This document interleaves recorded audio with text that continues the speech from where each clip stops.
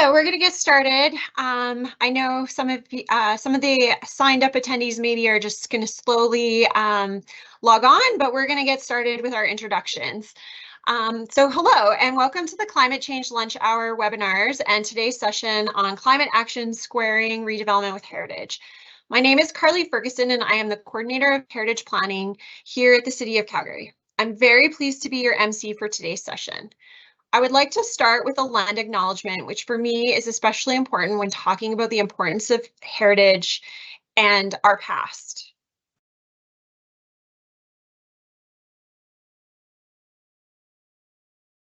The Calgary area where the Bow and Elbow rivers meet is a place of confluence where the sharing of resources, ideas, and opportunities naturally come together.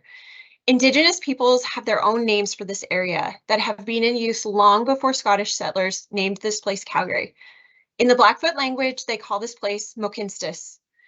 The Ithkia Nakota Wikastabi First Nations refer to the Calgary area as Wichispa Oyade, and the people of the Tsuut'ina Nation call this area Gutsitsi. The Métis call the area Otoskawani. We would like to take this opportunity to appreciate and acknowledge that we are gathered on the ancestral territory of the Blackfoot Confederacy, made up of the Siksika, Piikani, Amshika, Piikani, and Kainai First Nations, and the traditional territories of Ithkia Nakota Wikastabi First Nations, comprised of the Chiniki, Bearspaw, and Goodstoney First Nations, as well as the Tsuut'ina First Nation. The City of Calgary is also homeland to the historic Northwest Métis and to Métis Nation of Alberta Region 3. We acknowledge all Indigenous people who have made Calgary their home. For today's session, we are using the Microsoft Teams live event platform for the entire session, and the entire session is being recorded. You can access a recording which will be posted to calgary.ca/climate program in the coming weeks. As a member of the audience, you will not be able to share your audio or video. However, you can interact with myself and the presenters using the Q&A. The Q&A button looks like two overlapping speech bubbles with a question mark on the top one.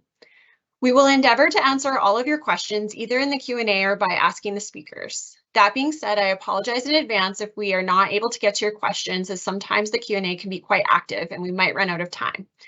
We will also be posting announcements, links to resources, and URLs into the Q&A. And to get you using the Q&A feature, we would love if you would kindly introduce yourself if you feel comfortable. Tell us who you might be representing or the interest that brought you here today. Are you a heritage enthusiast, passionate about climate? Do you work in the development industry? Anything you are willing to share to let us know who is in the audience joining us today. Today's session we will learn more about environmental benefits of heritage conservation, starting with a brief opening by myself.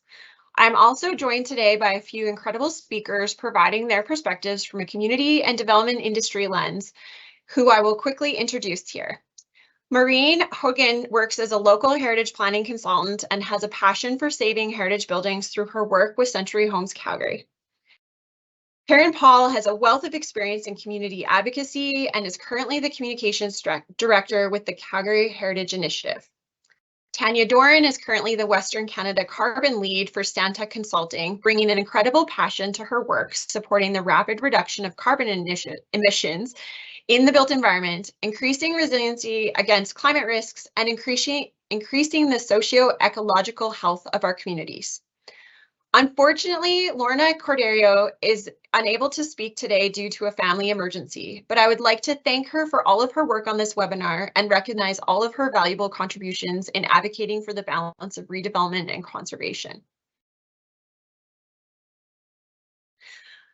So I'm going to kick off the session with an overview of heritage planning at the city, starting with a quick discussion on what the heck is heritage. There's some inconsistency in terms, even within heritage planning circles, so it is sometimes hard to ensure we're always talking about the same thing when we talk about heritage. It's a helpful distinction in understanding heritage, as then it really helps understand the work we're currently doing at the city, and maybe more importantly, what we're not doing. First of all, there is a difference between history and heritage, and what we're focused on, particularly in the work that I do, is heritage, not history. When we're talking about the idea of heritage, it can be tangible and intangible. So buildings versus the spirit of something that maybe happened somewhere. It's a reflection of our place and culture, and it is specific features of our shared history which are valued enough to be conserved. It's the elements of the past that allow us to learn about who we were, are, and want to be. Where things sometimes get a little tricky is that it can be subjective, and who gets to decide what our shared history is? Who gets to decide what is valued enough to be conserved? Often we find that if everything is prioritized, then nothing is prioritized. And so in order to help us determine what we consider to be heritage from the purposes of heritage planning at the city, we've developed formal systems of value and significance.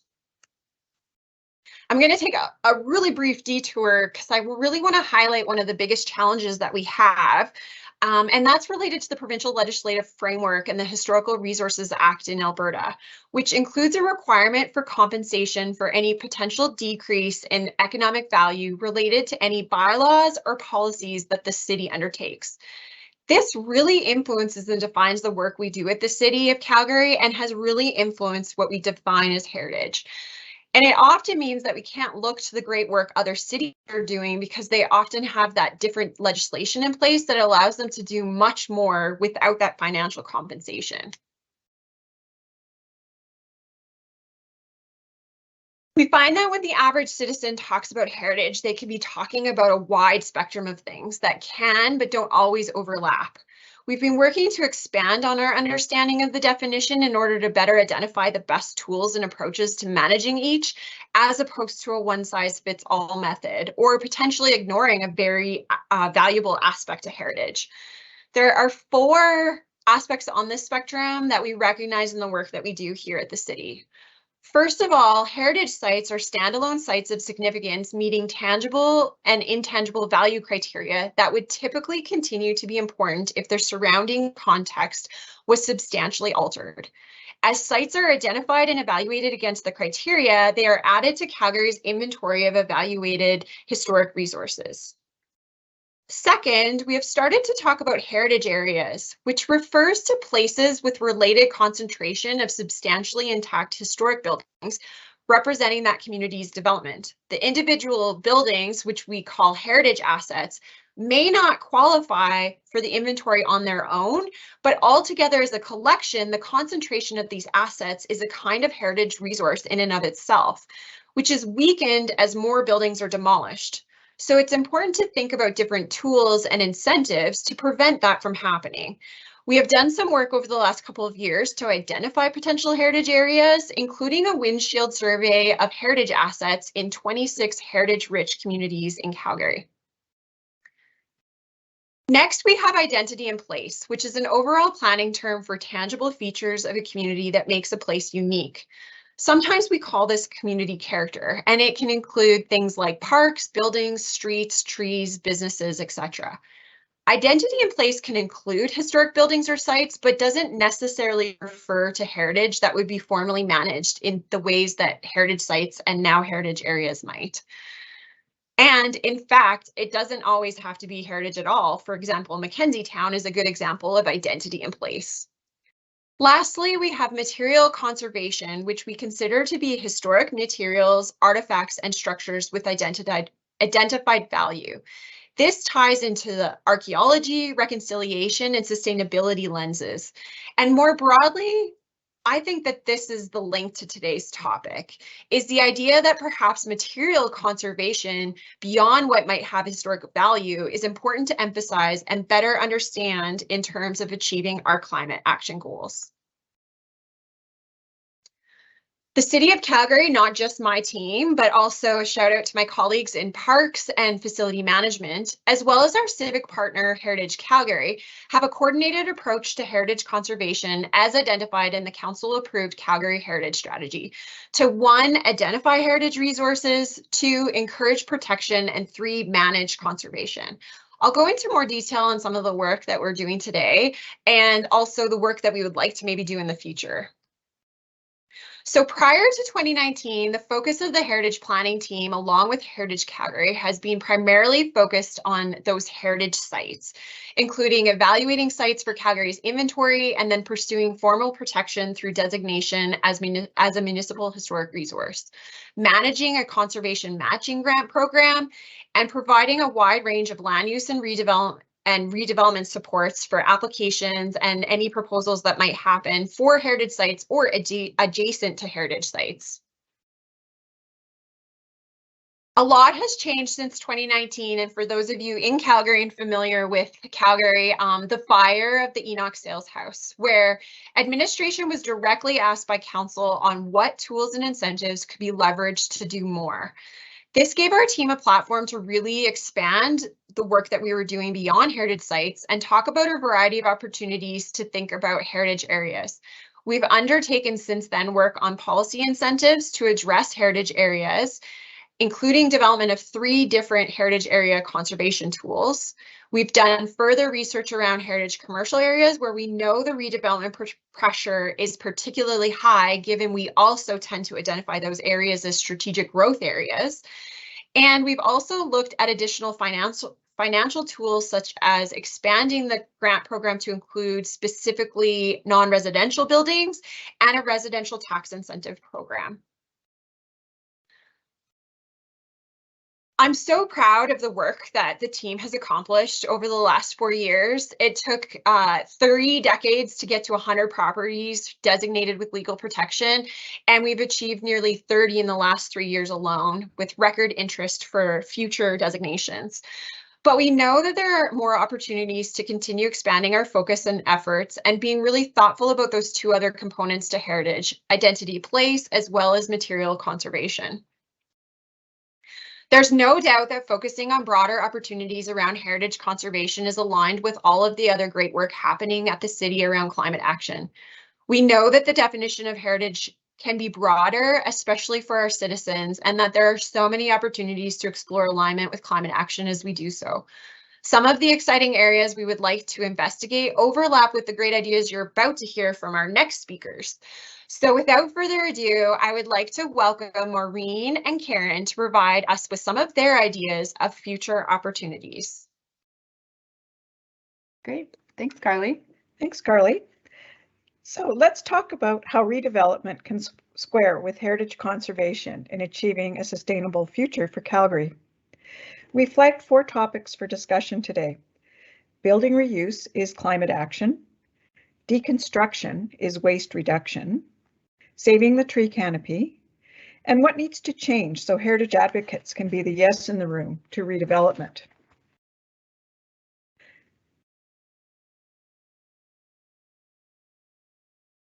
Slide. So how does the retention and reuse of our heritage buildings overlap with the goals of climate action? Our built architecture is a renewable resource, and by saving a building, we're helping fight climate change. There are 4 environmental costs to building replacement, and these are measured by, first, the non-renewable energy consumed to build, operate, and demolish a building, and build a new building, and these are measured in gigajoules. The embodied carbon footprint, measured in terms of greenhouse gas emissions, landfill costs of demolition materials and new construction waste, and the loss of tree canopy. Trees are valued based on size, species, condition, age, and location, and they have a dollar value attached to them. There's a formula.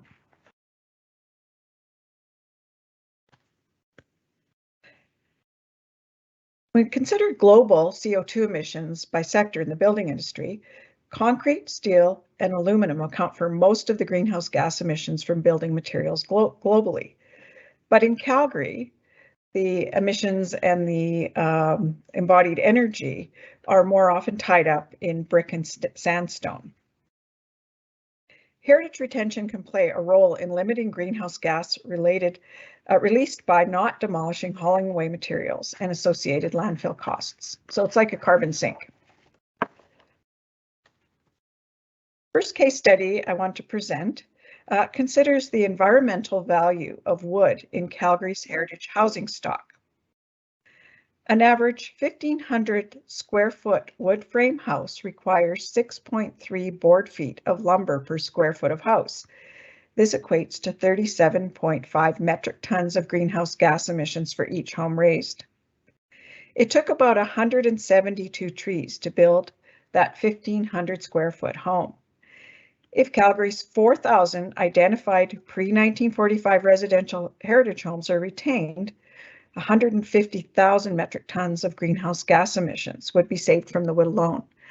So these 400 identified pre-1945 residences were alluded to in Carly's mention of the windshield survey that was done. So very few of these houses are listed on the inventory, and even fewer are protected by designation. However, they are potentially to be included in the heritage protection areas that will be addressed in local area planning. One thing to consider is that home size has been increasing while family size has been shrinking. So a new infill is much larger than a small heritage home and requires even more lumber to construct. New builds may be energy efficient, but the carbon footprint of manufacturing and transporting those building materials can offset those savings. This case study looks at Calgary's Glenbow Museum.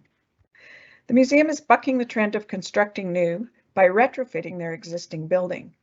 In doing so, they're keeping 38,000 tons of concrete out of the landfill and preventing almost 60,000 tons of carbon emissions over the lifetime of the building. And this case study looks at the value of Calgary's heritage commercial areas. 4 commercial areas were studied by the city in 2021. These were Beltline Victoria Park, Kensington, Stephen Avenue, and the Inglewood Ramsey area. The environmental value in dollar terms of the buildings in these areas totaled nearly $49 million. $29 million in landfill cost savings, $10 million in embodied energy, and $10 million in embodied carbon. Heritage commercial areas in Calgary not only provide profits, but also dividends to people and the planet. So what's the opportunity? I'll start with a very well-known quote by architect Carl Elefante. The greenest building is the one that's already built. Even if a building reaches net zero energy, that doesn't mean it is net zero carbon. All buildings start with a carbon deficit. What we need to consider is to keep what we have, reuse and update as needed, rather than starting a building from scratch. And as Jane Jacobs says, new ideas require old buildings. And I just have to put in a pitch for Jane's Walks that will be next weekend. So get out there and explore the community. So some of these buildings include the shops at Marda Loop, Char Bar Restaurant and the old Simmons Mattress Factory in East Village, the National and Livery in Inglewood community, and of course C-Space, King Edward in South Calgary. So these are all examples of successful reuse. And the reuse of these buildings attracts tourists, creates a space for smaller local businesses, creative hubs, and even sets for our burgeoning film industry, as we saw with The Last of Us. Over to you, Maureen. Excellent, thanks, Karen. So our next topic of discussion is deconstruction is waste reduction. So what can we do to reduce the waste that results from the demolition of a building when that building must come down?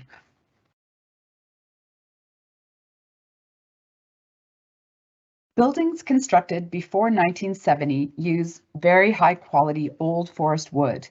There's a significant resale value for this material. The chart on the left illustrates the difference between a linear use of building materials versus a circular stream, or what's often called cradle to grave. You can also see that picture of the landfill and the difference in the amounts that's associated with the two different types of deconstruction. So in terms of a global perspective, the large dots here represent countries that are doing the most. And you can see Japan, for example, is obviously doing really well. A quite small dot there is Canada. So obviously there is some room for improvement for us.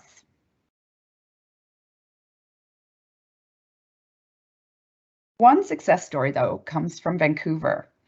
So in 2014, which is now almost 10 years ago, they passed a bylaw requiring companies to recycle over half the materials from demolition on housing stock built prior to 1950. They've been tracking stats and reporting that as a result of this, they're keeping 40,000 tons of construction materials out of the landfill.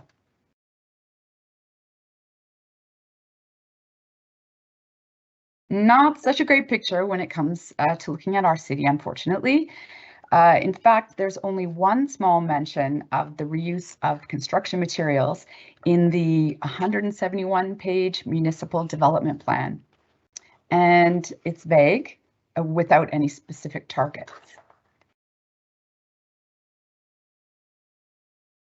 So let's look at the benefits of deconstruction and the reuse of materials versus the classic waste of traditional demolition. So this includes the avoidance of landfill costs and carbon emissions. The benefits also include more local green skilled jobs and saving materials that could be used to maintain heritage buildings that are worth keeping.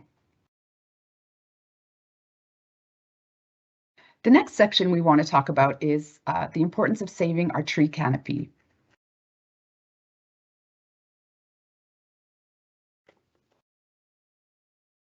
When we tear down heritage buildings, we lose the surrounding landscape as well. Saving mature trees is another way to mitigate the effects of climate change. Currently, Calgary's urban tree canopy coverage is approximately 8%, with a target to reach 10% by 2030 and 15 to 18% by 2050. And putting this into perspective, other Canadian cities are targeting 40 to 50%. And sorry, Carly, I'm on the wrong slide here, but I'll talk about this one next. So you can just keep that one up. No, sorry, back to the, yeah, that one. Sorry about that. So a new study by Stats Canada shows that Calgary is the lowest among 5 major Canadian cities in green cover. And the other cities you can see here that were in this study were Vancouver, Edmonton, Toronto, and Montreal. So in the last 15 to 20 years, we've lost about 16.5% of our green areas. So this isn't just tree canopy, it's also greenfield and open space. Together, they provide environmental benefits for cooling, flood mitigation, and supporting biodiversity.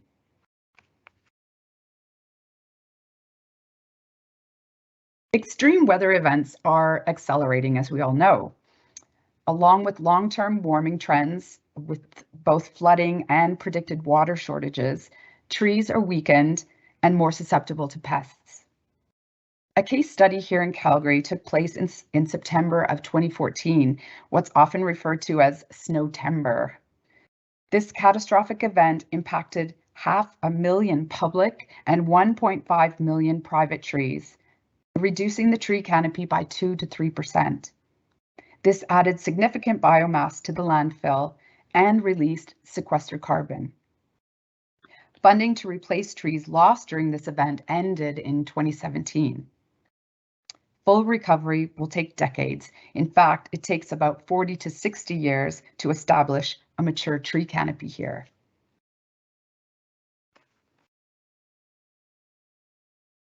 Here's a case study concerning the removal of 9 healthy giant elms along the boulevard of 58th Avenue in the Southwest. This is just off Elbow Drive.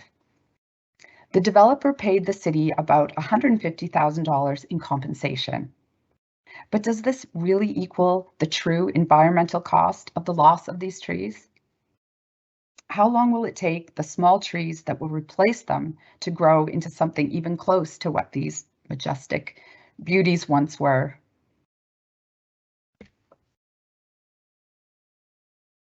In this illustration, it explains how trees and grasslands help protect city from flooding. Only 10% of the precipitation runs off in natural ground cover compared to 55% in impervious cover. And with the potential water shortages and water retention, this is really critical. Concrete and greater lot coverage with increased redevelopment do the opposite. Calgary's hardscape is actually increasing.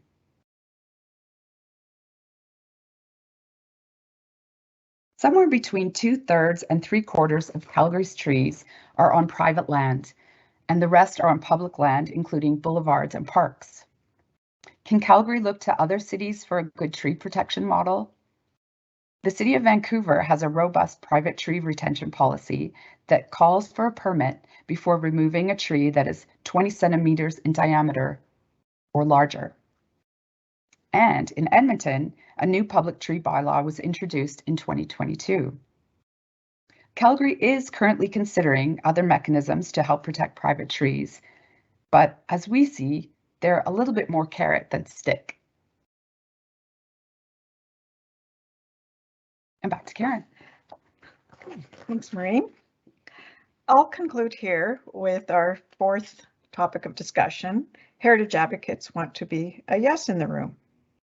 Some heritage advocates have been unfairly labeled as naysayers to everything. No to new development, no to density, and no to change. We suggest that this is not the case. Many heritage advocates, like us, welcome change. We want to both save valuable heritage and make room for new development. All we are suggesting is that change should be managed. Heritage and redevelopment can be balanced to achieve some climate goals. We can direct new development to be more sustainable and good for the planet. So why not be the yes for gentle density, such as secondary suites, office conversions, and more modestly scaled new builds? And yes to the reuse of existing buildings. Yes to the reuse of materials, and yes to more trees. So what are we asking for here? We're seeking partnerships with like-minded groups to strengthen climate resiliency by advocating to save our built heritage and landscaping. So how can we collaborate? This is a shared responsibility and a shared investment by public, private, city, not-for-profits, the whole works. For a start, we're offering support toward public awareness of the issues we've talked about here today, to influence change in public policy and to help make our city a better, more sustainable place to live.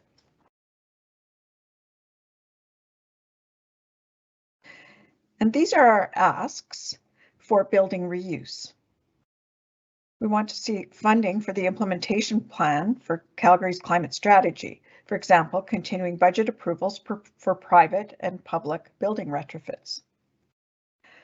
Local area planning processes should inventory and identify opportunities for building retrofits. Governments managing corporate buildings and infrastructure should lead by example regarding maintenance, renovating to achieve net zero, and planned circular materials reuse. And more research is needed, for example, to study the break-even between emissions saved in retrofits versus new builds for the average 100, 75, and 50-year-old house.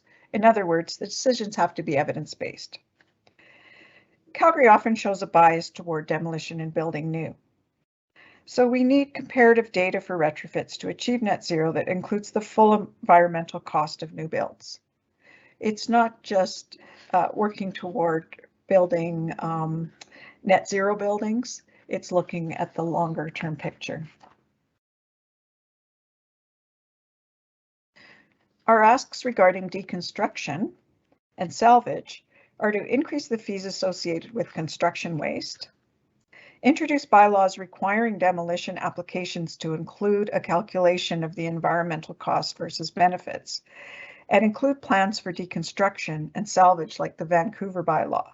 I should just correct something that Maureen said. It was actually 40 million tons of construction waste that were saved by the Vancouver bylaw bylaw program, not sorry. 40,000. Sorry. We had it wrong in the Okay. notes, but the slide was right. So check the slide. Okay, thanks. We want to add environmental criteria for the new downtown demolition incentive program. Right now that criteria wasn't spelled out. So if there's public money going into demolition, then there should be a salvage plan as well as calculations of the impact of that demolition. And finally, we want to gain municipal support to create a salvage storage and distribution system for the reuse of these materials. So that's basically getting into the circular economy kind of model where we look at reusing materials and the life of that building that is going to be built and how those materials will be salvaged and used at the end of that building's life cycle.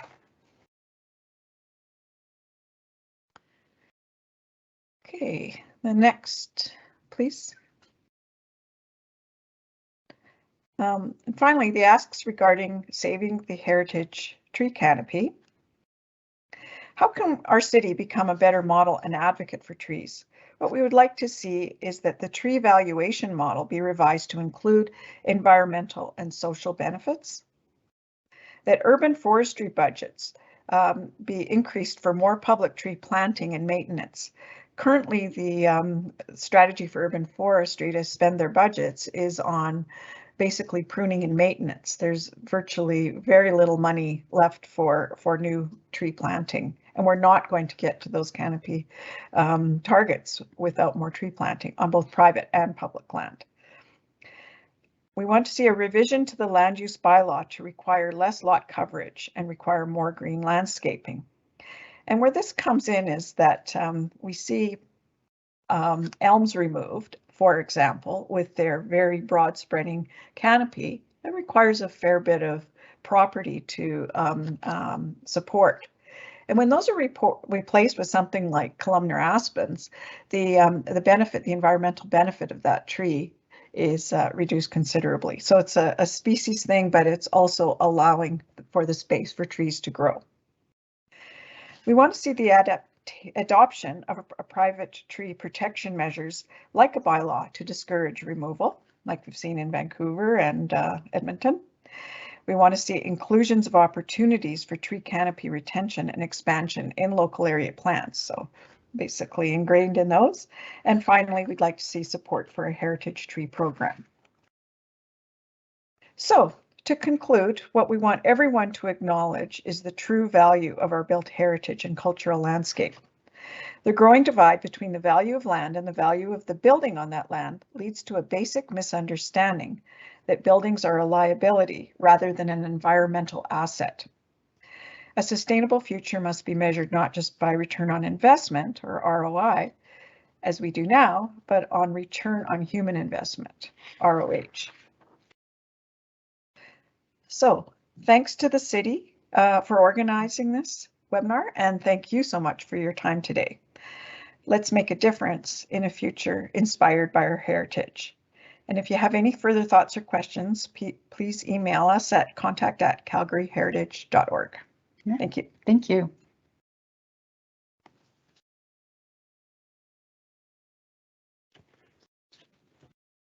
Thanks. So I think that brings things over to me, and we've heard the term embodied carbon a number of times throughout the webinar so far today, but what about carbon? Why is it important?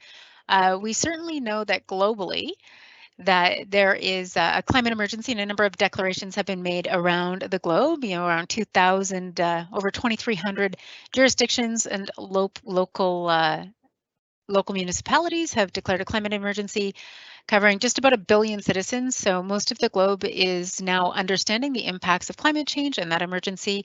That includes Calgary. So Calgary also has declared a climate emergency and has set goals with the Calgary climate strategy. So looking as we continue to look at that climate strategy, that focus on existing buildings and particularly heritage buildings really addresses embodied carbon. And we've heard a little bit about embodied carbon and the wood frame structures and how we can move forward. If we just go to the next slide, Carly. then what is embodied carbon? What does that look like? When we really think of that full life cycle of embodied carbon, we tend to think about, or about carbon in general, we tend to think about operational carbon because that's really where our focus is. It's the carbon we use to heat and cool our buildings. But that is about 20 to 25% of the carbon that is actually used by a building in its life cycle. So we've touched on that a number of times, certainly Carolyn did as well. So we look at the other, the other 75 or 80% of that life cycle all the way throughout, right from the extraction of that raw materials all the way through to that reuse and recovery through that deconstruction cycle.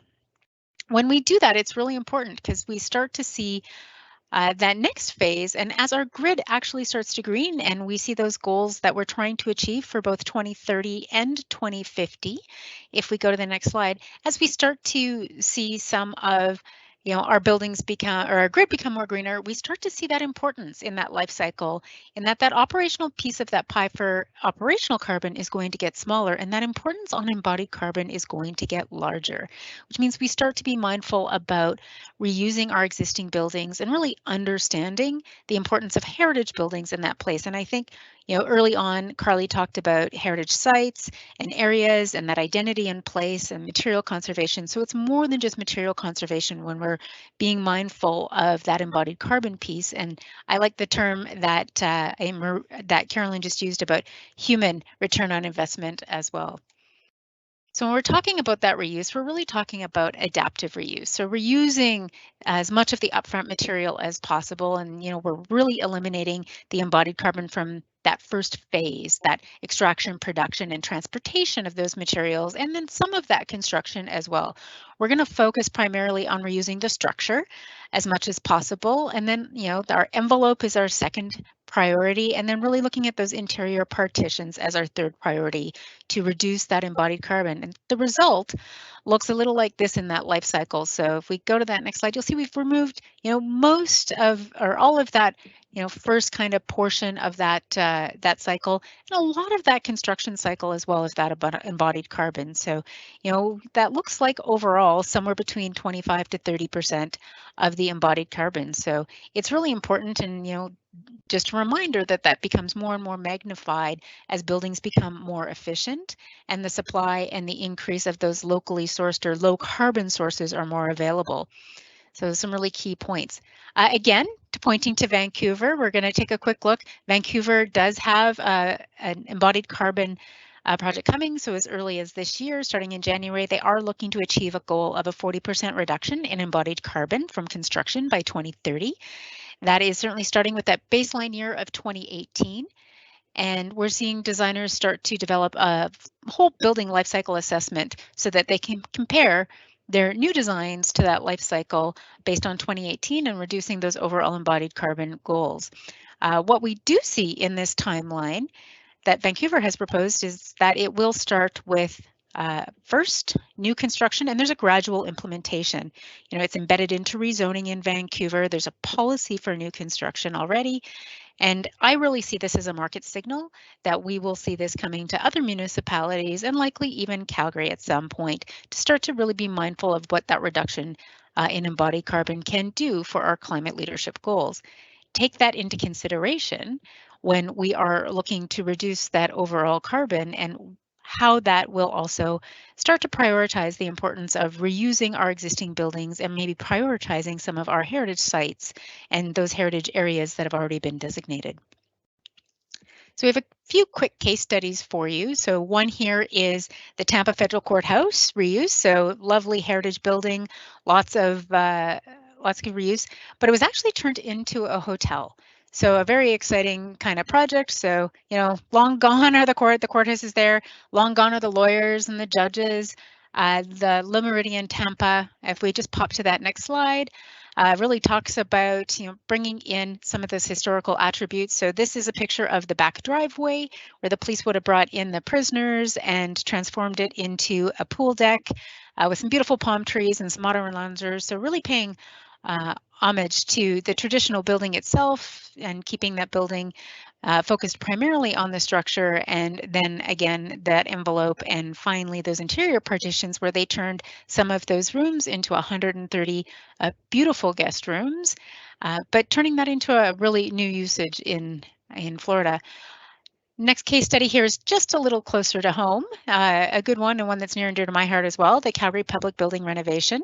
So to keep and preserve the historical integrity of this building, the team started with an envelope upgrade. So again, that was that second piece. That envelope upgrade from the inside included spray foam in place insulation, new double pane efficient windows. It substantially reduced the heating and cooling loads that were required for the building at the same time. So this particular project not only took into consideration the embodied carbon and the historic value of the building, but it also increased the operational carbon performance of the building. And there is a nice story I like to tell. After the building started to go back into operation, the accounting folks over at the city called the project manager for this renovation and said, there's something wrong. Our utility bill has dropped by about 50%. So you'll see here we had about a 55% reduction in energy consumption.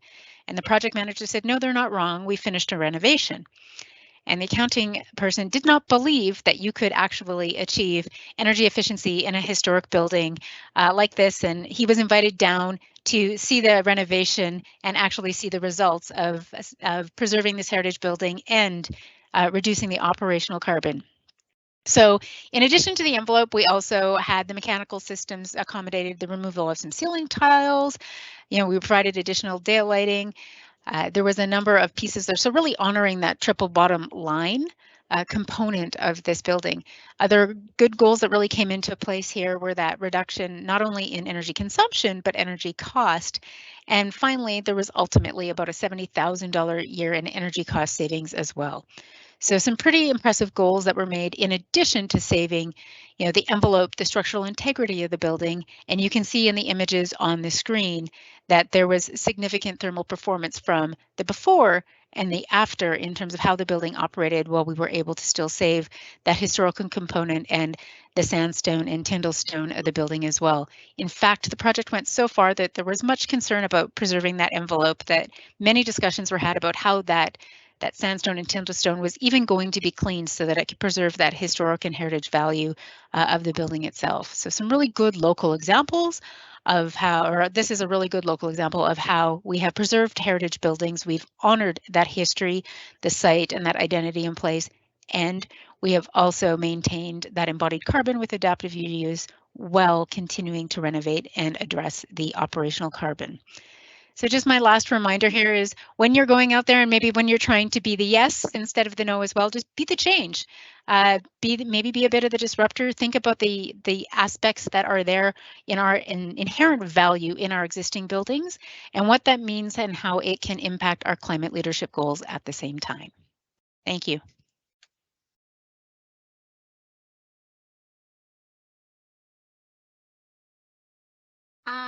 Thank you, Maureen, Karen, and Tanya. So that concludes our formal presentations for everyone today.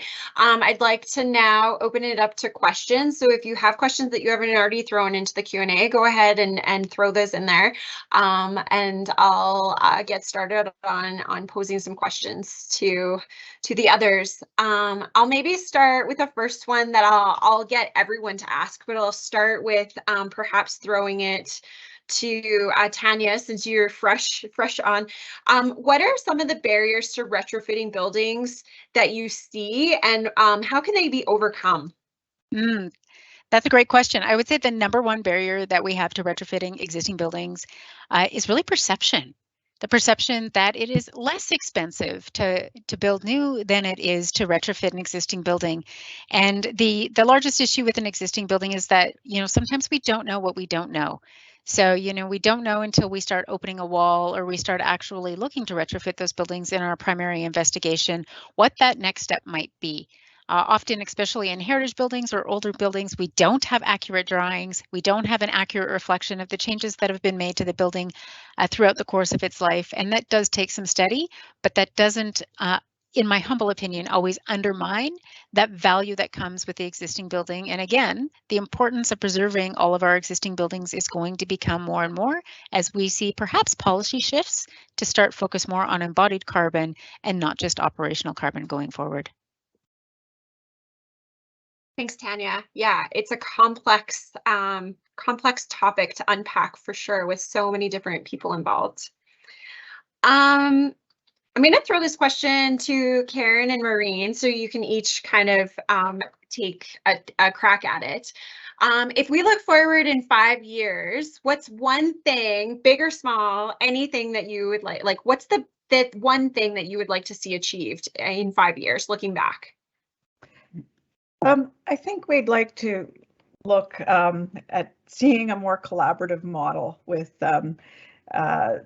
the city working in less silos, so that the idea of the climate strategy is integrated through all the departments and all the decisions. Within that collaborative model, it's just not the city. Again, it's heritage advocates like us, it's the building and development industry, the heritage trades, it's non-government organizations like the climate groups involved, and obviously the public has to be behind this. So more of a shared responsibility for the investment that's required to address climate change. And with that, we'd like to see more emphasis on the circular model and looking at the lifespan of buildings as an asset. So certainly some buildings, it's appropriate to build them for a 30-year or 40-year life, as we're seeing with the Saddledome. But when that decision is made for that 30 or 40 life, the full cost, environmental cost, has to be considered, as well as what's going to happen with those materials at the end of the lifespan. So it's a change in perception, like Tanya said. Right. Yeah, and I think just to throw something in there too, I think in terms of collaboration, things like this webinar are exactly what we had in mind. So, you know, this is sort of an opportunity for all of us to get together and see where a lot of values overlap and where we can probably do more than in our own little groups on our own. So we're happy about this. Thank you. Tanya, I'm going to ask you as well, because you represent a completely different perspective. So if you're in 5 years looking back, like what is one thing, big or small, that you would like to see achieved? I think, well, every building that right now, while we try to achieve our 2050 goals, you know, 80% of those buildings and probably even more are already here. That's 27 years away. We just heard that we're building today for, 30, and who are we kidding? 40 in terms of the event center and 50 years in terms of lots of our infrastructure in terms of lifespan. So in terms of 5 years, and I think I will agree wholeheartedly with Carolyn, is that I would really love to see every project for new construction start to consider that full life cycle of operations, and that means that impact on the buildings that are already there and that deconstruction as well. So how we're honoring that system, and certainly in Calgary we have a growth, so we're building lots of new. But as we continue to densify and we look for adaptive reuse in buildings, that we're being mindful of what that return on our investment is, not just in terms of the balance sheet, but in terms of our carbon accounting as well. Awesome, thank you. So one of the things that I think is really valuable for a webinar where we're bringing together the city and the community and a representative, which, I mean, that's a lot to put on your shoulders, Tanya, a representative of the development industry, which is also quite large.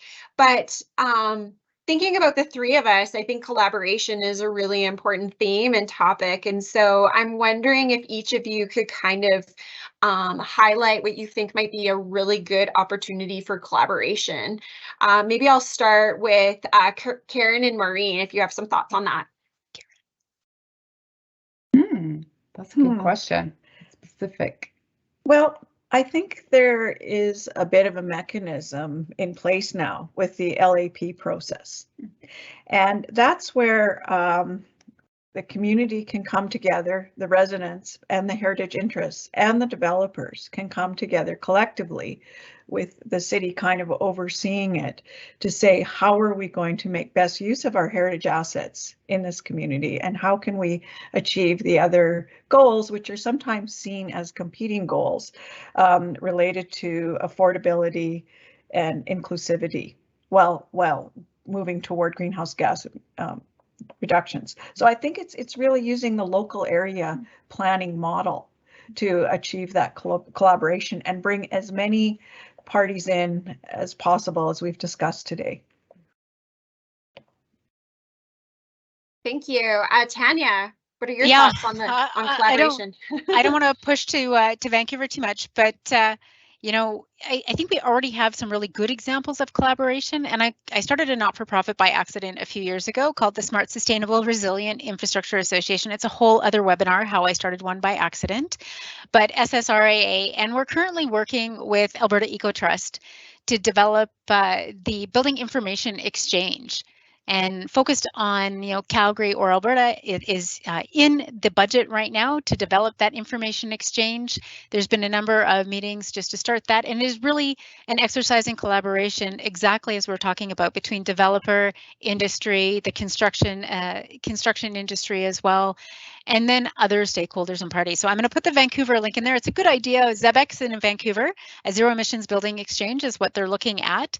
It includes that existing building piece of this discussion as well, but really looking at setting this up. And it's a really good example of where we can collaborate, share information, and work to evolve this cause as a collective industry and not within our own silos. So watch for more information, I think, is what's coming. But, you know, I'm looking forward to, I'm going to call it ZEBEX Alberta or the Alberta Building Information Exchange. But, you know, watch this space. There's certainly more coming on this topic of collaboration. Awesome, thank you. Tanya, we actually have a question from the audience for you. For upcoming net zero targets that focus on operational energy and don't incorporate embodied carbon, how do you prove the worth of an existing building in terms of climate? Are there examples of municipalities that do this well? Perfect, great question. So right now there's really, and at least in our experience in Canada, there is probably no municipality that's doing it well. The reason why I pointed to Vancouver, they are the first municipality to have a bylaw that requires that consideration for embodied carbon, and more importantly, a reduction in embodied carbon. So that's key. They have just set that baseline, because I think for the first year, while we were having industry meetings, my question always was, against what baseline? So you heard me say that 2018 baseline. So that gradual adoption is there, and I would just keep an eye on Vancouver. Certainly it sends a market signal to me as I work in communities and municipalities across Canada. And I used to say, you know, we're 5 to 7 years behind Vancouver and Toronto. I don't think we're that far behind anymore. When probably is a good market signal that we're maybe 2 to 3 years behind seeing some shifts in policy and change here, even in our Alberta market. Thank you. So there is a question from the audience that is best answered by myself, potentially. This is a really great question, and I don't have a great answer for you. I think that we know that this is a challenge, thinking about conflicting priorities and a lot of the things that we do, even in and of itself, heritage conservation versus redevelopment priorities, where we want to see a certain amount of growth within our established areas versus, you know, necessarily continuing to grow out. And so, you know, I think the idea of wanting to see more trees and tree canopy, but also wanting to protect sort of that airspace for solar is really important. I know that we're about to embark on what's nominally being called the City Building Program, but looking at an update to the Municipal Development Plan, Calgary Transportation Plan, merging into one plan called Calgary Plan, along with a new land use bylaw and complete streets as a whole program, because we know that policy, regulation, and thinking not just about private property and buildings, but also our public space is important as one conversation. And I think that that is where the city is going to strategically have to unpack some of these conversations about those conflicting priorities and really think about you know, climate as well as equity and Indigenous perspectives and a whole bunch of other ideas that we maybe haven't through the previous work we've done. And so heritage and climate will be one of those things that'll have to be balanced through that work. We have a couple more minutes left, so if there's any other question, I think we have a couple more in the chat here. Carly, I can probably take the one on the landfill fees or the demolition fees if you'd like. Sure. Yeah. Perfect. So I love this question. So, you know, I think it's those tipping fees for landfill tend to go up. Certainly in some of my projects at the commercial scale, we have seen some drivers around waste reduction happen with the implementation of LEED on some projects and additional policies that are really driving waste reduction, and some innovative solutions that actually promote recycling. So that cost still gets passed along in terms of recycling, but it certainly still adds to the greater good. And in some cases, there's actually a cost benefit to recycling. So when some of those materials are sent to those recyclers, there is a payment in return versus a tipping fee to the landfill. So sometimes there is an advantage to seeing some recycling. I certainly have seen projects in Alberta where we have had a 99% waste reduction. So 99% of the materials on site have gone to have by weight, I'm going to add that, this is a key factor, have gone to some sort of recycling. In the project with 99%, there was some lofty concrete recycling there as well, in terms of also, just for the record, a heritage building, the federal building at Edmonton, had achieved that throughout their renovation. So a nice stat there. But there is definitely some options there in terms of recycling to offset that. And that's, from my opinion or in my perspective, that's really a supply and demand issue. And as we see more existing buildings retrofitted and more demand for recycling services, we will see that market start to shift slightly from landfill to a more recycle and or reuse market. Thanks, Tanya. We have a question here about, has the city tentatively identified any heritage areas, and if so, how will they be handled during the local area plan process? So there's a wealth of information on our website, and I think the link was already added into the chat, but I can put it specifically here in the Q&A. So we did a windshield survey to identify heritage assets. So that's the survey that both myself and Karen and Maureen mentioned, where we identified 4,000 plus potential heritage assets. And then we were given by council some direction on what the concentration of those heritage assets would warrant designation as a heritage area. We've gone through that process through the North Hill local area plan process, and that was recently approved. And we're currently working on the Riley local area plan process. Westbrook has a placeholder in their local area plan because there's a very small sort of 4-block area that was identified in the community as Shaganappi. So at some point we will be going back in to look at heritage guideline areas for that local area plan. And then the next local area plan, which in all honesty will tackle most of the heritage areas remaining, is the West Elbow local area plan. And so we will be working on sort of what the work program would look like in order to address the heritage areas within that local area plan process. So the heritage assets have been identified through the local area plan process. We work with the communities, typically through a working group heritage subcommittee, which would have representation from community members as well as industry, to really refine, based on those concentrations of heritage assets, what would qualify as a heritage area or not. And then we would work through that process to then define what are the appropriate design guidelines to put into the local area plan that are representative of the heritage assets that are being captured. That's like a really brief Coles Notes version and probably not doing it justice. So definitely check out the website or feel free to reach out to the city if you need more information on the heritage areas. If I could just jump in on something there. Again, these assets were pre-1945. So as you move into local area planning for the somewhat newer communities, the mid-century communities, there isn't a mechanism in place yet to identify really heritage assets and to protect those areas. So that's something else we would kind of like to see. Other cities have really, they really value their mid-century architecture. And that was our second big booming time of boom in Calgary. So that's something we need to look forward to as well, as how to protect those mid-century assets, whether they be residential or commercial. Yeah, thank you, Karen. That was actually a question in the chat, so I did provide some information on that. And that goes back to the whole definition conversation. Right now, our definition of heritage has been pre-1945. We have really good contextual studies done in terms of statement of significance and the architectural styles. And we don't have that for post-World War. And so there's a lot of research and work that needs to be undertaken to really understand, do we open up the definition and what does it look like? What are the defining elements when we're protecting and managing from a heritage perspective versus conservation? We really need to better understand that. So that's work that we hope to undertake in the near future. We're at 1. So thank you so much for joining us. Big thanks to the others for joining me today.